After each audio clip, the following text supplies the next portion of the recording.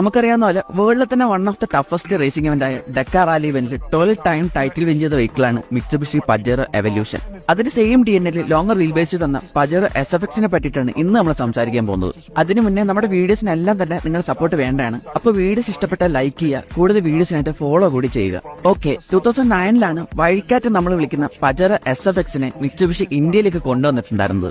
ഒരു pure SUV വേണ്ട റഗ്ഗഡ്നെസ്സിലും old school design ലാംഗ്വേജിലേക്കാണ് SFX വന്നിട്ടുണ്ടായിരുന്നത്. പക്ഷേ ഡിസൈനേക്കാളും അതിന്റെ പെർഫോമൻസിലും ഓഫ് റോഡിംഗ് കാപ്പബിലിറ്റീസിലൊക്കെയാണ് മിത്സുബിഷി ഫോക്കസ് ചെയ്തിട്ടുണ്ടായിരുന്നത്. ഇവിടെ നമ്മുടെ ഇന്ത്യൻ സ്പെക്കിലെ എഞ്ചിനിലേക്ക് വരുമ്പോൾ ഒരു 2.8 ലിറ്റർ ടർബോ ഡീസൽ എഞ്ചിനാണ് വന്നിട്ടുണ്ടായിരുന്നത്. ഒരു 118 ഹോഴ്സ് പവറും അതുപോലെ തന്നെ 292 newton metres of torque produce ചെയ്യുന്ന ഇൻലൈൻ 4 സിലിണ്ടർ ടർബോ ഡീസൽ എഞ്ചിനാണ് മിത്സുബിഷി കൊടുത്തിട്ടുണ്ടായിരുന്നത്. ഇനി ട്രാൻസ്മിഷനിലേക്ക് വരുമ്പോൾ ഒരു 5 സ്പീഡ് മാനുവൽ ഗിയറിൽ 4x4 കോൺഫിഗറേഷനിലാണ് SFX വന്നിട്ടുണ്ടായിരുന്നത്. വേറൊരു കാര്യം എടുത്തു പറയാനുള്ളത് ഇതിന്റെ ഷിഫ്റ്റ് ഓൺ ഫ്ലൈ എന്ന ഡിഫറൻഷ്യൽ സിസ്റ്റം ആണ്. ബേസിക്കായി പറഞ്ഞാൽ 2 വീൽ ഡ്രൈവിൽ നിന്ന് 4 വീൽ ഡ്രൈവിലേക്ക് ഓൺ ഡ്രൈവിൽ തന്നെ ഷിഫ്റ്റ് ചെയ്യാൻ പറ്റുന്ന ഒരു ട്രാൻസ്മിഷൻ സിസ്റ്റം ആണ് ഈ കൊടുത്തിട്ടുണ്ടായിരുന്നത്.